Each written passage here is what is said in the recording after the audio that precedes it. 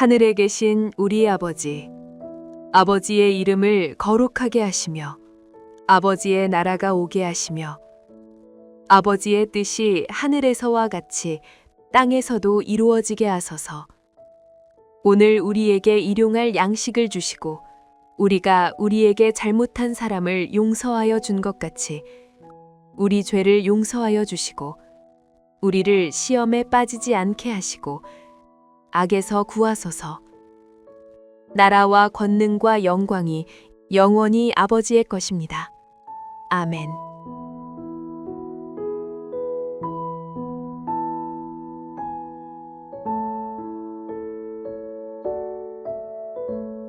여호와께서 다스리시나니 땅은 즐거워하며 허다한 성은 기뻐할지어다. 구름과 흑암이 그를 둘렀고 의와 공평이 그의 보좌의 기초로다. 불이 그의 앞에서 나와 사방의 대적들을 불사르시는도다. 그의 번개가 세계를 비추니 땅이 보고 떨었도다. 산들이 여호와의 앞, 곧 온 땅의 주 앞에서 밀랍같이 녹았도다. 하늘이 그의 의를 선포하니 모든 백성이 그의 영광을 보았도다. 조각한 신상을 섬기며 허무한 것으로 자랑하는 자는 다 수치를 당할 것이라. 너희 신들아 여호와께 경배할지어다. 여호와여, 시온이 주의 심판을 듣고 기뻐하며 유다의 딸들이 즐거워하였나이다. 여호와여, 주는 온 땅 위에 지존하시고 모든 신들보다 위에 계시니이다. 여호와를 사랑하는 너희여, 악을 미워하라. 그가 그의 성도의 영혼을 보전하사 악인의 손에서 건지시느니라. 의인을 위하여 빛을 뿌리고 마음이 정직한 자를 위하여 기쁨을 뿌리시는도다. 의인이여, 너희는 여호와로 말미암아 기뻐하며 그의 거룩한 이름에 감사할지어다.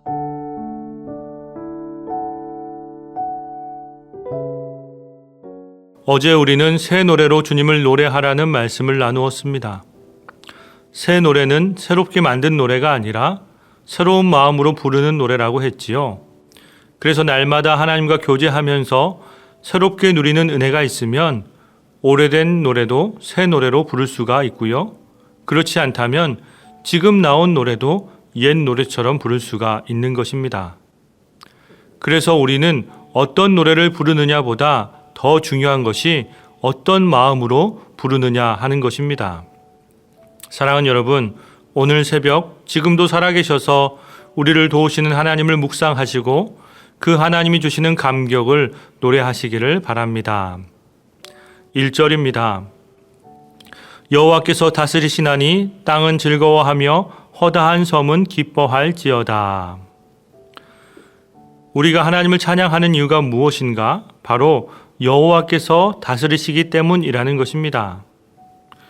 유대 주석의 대가 라닥이라는 신학자는 이 시편이 오랜 포로 생활로 인해서 하나님에 대한 믿음이 약해진 이스라엘 백성의 마음을 다시 세우기 위해서 기록되었다고 합니다. 당시 이스라엘의 현실은 마치 구름과 흑암에 드리워서 하나님의 얼굴이 가린 것처럼 보였을 것입니다.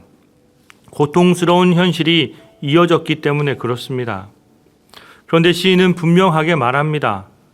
비록 하나님의 얼굴이 보이지 않는다고 할지라도 그분의 보좌는 여전히 의와 공의 위에 굳게 서 있다는 것입니다. 하나님 앞에서 우리 앞을 가로막는 산더미와 같은 문제와 두려움은 마치 밀랍이 녹아 흘러내리듯이 없어지게 될 것이라는 것이죠. 여러분, 요셉의 삶이 그렇지 않습니까? 그의 인생은 형들의 배신, 노예 생활, 억울한 옥살이 등 짙은 구름이 드리운 것처럼 보였습니다. 하나님께서는 그 가운데 그냥 침묵하고 계시는 것처럼 보였습니다. 하지만 하나님은 그 인생을 그냥 두지 않으시고 하나님의 때에 놀라운 역사를 이루셨습니다. 이처럼 하나님의 통치는 우리의 생각과 판단을 뛰어넘는 것입니다. 그런 하나님의 통치를 받는 사람의 감정이 어떠할까요? 바로 기쁨이라는 것입니다. 그래서 1절 마지막 부분에도 기뻐할지어다 라고 말하고 있고요. 8절 중간에서도 기뻐하며 라고 고백합니다. 11절 마지막도 기쁨을 뿌리시고 라고 나와 있고 12절 중간에서도 기뻐하며 라고 기록하고 있습니다. 기뻐한다라는 말이 이 짧은 시편 안에 무려 4번이나 나오게 되는 것이지요. 즉 시편 97편의 주제를 한마디로 표현하라 하면 기뻐하라는 것입니다. 아이러니하지 않습니까? 지금 이스라엘의 현실은 구름과 흑암이 두려운 것처럼 한 치 앞도 보이지 않아서 두렵고 답답하기만 하죠. 그런데 하나님의 백성은 하나님의 다스리심을 신뢰하고 지금도 기뻐하라고 하는 것입니다. 그런데 1절 말씀을 보니까 땅도 즐거워하고 허다한 섬들도 기뻐한다는 것입니다. 여기서 땅은 이스라엘을 가리키는 것이고 허다한 섬들은 이방을 가리키는 말입니다. 하나님이 다스리시는데 땅만 즐거워하는 것이 아니라 허다한 섬 이방도 기뻐한다는 것입니다. 왜냐? 하나님께서는 온 천지 만물의 주님이시기 때문에 그렇습니다. 우리는 땅이니까 기뻐할 수 있습니다. 그런데 허다한 섬이 함께 기뻐하기 위해서는 어떻게 해야 합니까? 기쁨을 전해야 합니다. 기쁨을 전파해야 하는 것이지요. 그것이 바로 성경에 나오는 잔치입니다. 기쁨이 전달되어 함께 하는 것. 한 드라크마를 잃어버렸다가 다시 찾은 여인이 마을 사람들을 초대해서 잔치를 열지요. 그것이 바로 함께 기뻐하는 것입니다. 잃어버린 아들 탕자가 돌아오니까 아버지가 기쁨이 넘치지요. 그런데 아버지만 기뻐하지 않습니다. 이 기쁨을 주체할 수 없어 살진 송아지를 잡아서 마을 잔치를 열지요. 함께 기뻐하는 것입니다. 이렇듯 성경에는 잔치가 참 많이 나옵니다. 어린 양의 혼인잔치도 나오고요.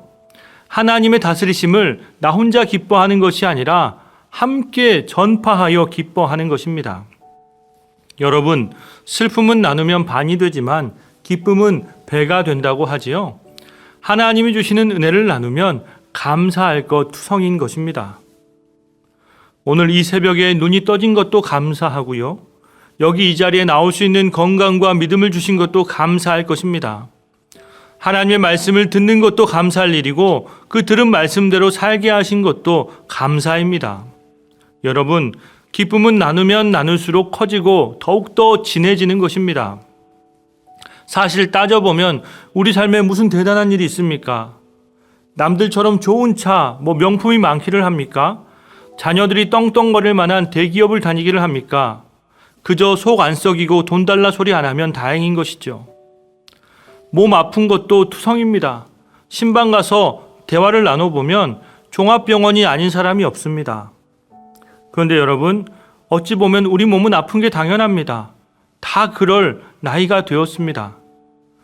중요한 것은 아픈 것이 아니라 아픈 나를 사랑하시는 하나님이 더 중요한 것 아니겠습니까? 그런 나를 싫다 하지 않으시고 오늘도 사랑으로 불러주시는 그 하나님이 참 귀한 것입니다. 그래서 이 기쁨이라는 주제를 가지고 내 마음에 새기고 항상 기뻐하는 마음으로 사십시오. 그리고 그 기쁨을 나 혼자 기뻐하지 않고 잔치를 여는 마음으로 함께 나눈다는 마음으로 살아가십시오. 사랑하는 여러분, 우리에게 제일 큰 잔치가 무엇입니까? 바로 하나님을 만나는 예배입니다. 이 예배를 사모하시고 예배를 나누십시오. 많은 사람들이 함께 예배할 수 있도록 그들을 초청하십시오. 그래서 온 땅과 허다한 섬이 함께 하나님의 통치를 기뻐할 수 있기를 바랍니다. 2절 말씀 보겠습니다. 구름과 흑암이 그를 둘렀고 의와 공평이 그의 보좌의 기초로다. 여러분, 다스리는 사람에게 있어 가장 중요한 것이 무엇입니까?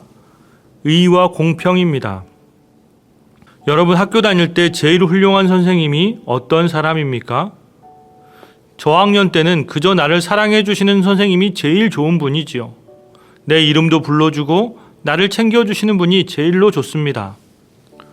고학년이 되면 공부를 잘 가르쳐 주시는 분이 제일 좋습니다. 그러다가 중고등학교쯤 가면 차별하지 않고 공평하게 대해주시는 분이 제일 훌륭한 선생님이십니다.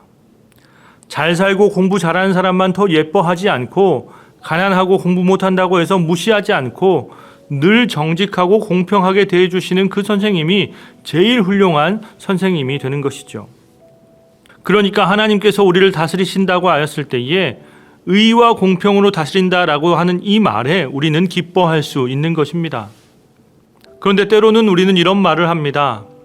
하나님이 나만 사랑해 주셔야 기쁘지, 내 기도를 들어주셔야 기쁘지, 다른 사람도 다 사랑해 주시면 별로 기쁘지 않습니다. 여러분, 그런데 이것은요, 미숙한 거예요. 저학년의 신앙인 것입니다.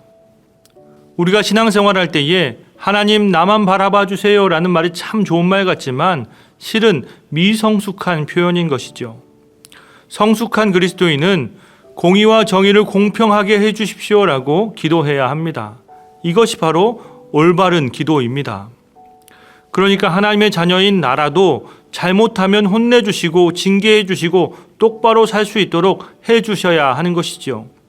나는 무조건 칭찬만 듣기를 원하고 내 마음대로 해도 그저 감싸주기만을 원하는 것은 잘못된 것입니다. 믿지 않는 사람들이 본다면 그런 하나님은 말도 안 되는 하나님이라고 하지 않겠습니까? 자기들만의 기독교, 자기들만의 하나님이라고 하지 않겠습니까? 사랑하는 여러분, 사랑의 하나님은 너무나 좋습니다. 하지만 공평하신 하나님, 공의로운 하나님은 너무나 어렵습니다. 왜냐하면 공의로운 하나님 앞에 설 때에 내가 부끄럽다는 것을 알기 때문에 그렇습니다. 그래서 우리는 자꾸만 사랑에만 기대려고 합니다. 그런데 이런 모습은 절대로 성숙한 모습이 될 수 없습니다. 사랑으로 구원을 얻었다면 이제는 성숙한 신앙으로 나아가야 되는 것입니다. 그것은 의롭고 공평한 하나님을 만나는 것입니다. 의와 공평의 하나님을 만나서 거룩하고 정의로운 삶으로 나아가는 것이 우리에게는 필요합니다. 그러므로 하나님의 의와 공평을 기뻐할 수 있기를 바랍니다. 11절에 가면 하나님께서 의인을 위하여 빛을 뿌리시고 마음이 정직한 자를 위하여 기쁨을 뿌리신다라고 말씀하십니다. 이 기쁨을 누리기 위해서 시편 기자는 한 가지 삶의 태도를 우리에게 요청하고 있습니다. 그것은 바로 10절입니다. 함께 읽습니다. 여호와를 사랑하는 너희여 악을 미워하라. 그가 그의 성도의 영혼을 보전하사 악인의 손에서 건지시느니라. 여러분, 참된 기쁨은 감정에서 시작되지 않습니다. 하나님의 우선순위가 나의 우선순위가 될 때에 우리 안에 참된 기쁨이 살아나는 것입니다. 하박국 선지자는 모든 것이 무너지는 절망적인 상황 속에서도 이렇게 고백했습니다. 나는 여호와로 말미암아 즐거워하리로다. 여러분, 이 고백은 하나님이 여전히 다스리시며 모든 것을 합력하여 선을 이루게 하시리라는 믿음의 고백이었습니다. 우리도 하박국처럼 우리의 상황과 처지와 관계없이 온 세상을 다스리시는 하나님으로 인해 기뻐하고 감사할 수 있기를 바랍니다. 그 방법은 하나님이 선하다 하신 것을 따르고 악하다 하신 것을 멀리 하는 것입니다. 사랑하는 여러분, 시편 97편은 우리의 삶이 세상이 아니라 하나님의 통치를 따라야 한다라고 분명하게 말하고 있습니다. 나를 즐겁게 하는 세상의 것들을 내려놓고 하나님을 기쁘시게 하는 것들을 우선순위에 놓으십시오. 그럴 때 우리의 삶은 하나님을 기뻐하며 그 이름에 감사할 것입니다. 다 함께 12절 말씀 읽고 마치도록 하겠습니다. 의인이여 너희는 여호와로 말미암아 기뻐하며 그의 거룩한 이름에 감사할지어다. 아멘. 기도하겠습니다. 하나님, 시편 97편의 말씀을 통해서 하나님께서 온 세상의 왕이시며 의와 공의로 다스리시고 계심을 알게 하시니 감사합니다. 저희의 삶 가운데 하나님의 통치가 온전히 이루어지게 하시고 죄와 우상을 내려놓고 오직 주님만 경외하게 하여 주옵소서. 어둠 속에서도 주의 빛을 따라 살아가며 흔들림 없는 믿음을 허락하여 주옵소서. 환경이 아니라 의와 공평의 하나님으로 기뻐하게 하시고 날마다 감사와 찬양으로 살게 하옵소서. 이 모든 말씀 우리 주 예수 그리스도의 이름으로 기도하옵나이다. 아멘. 계속해서 각자의 기도 제목을 가지고 나아가시기 바랍니다.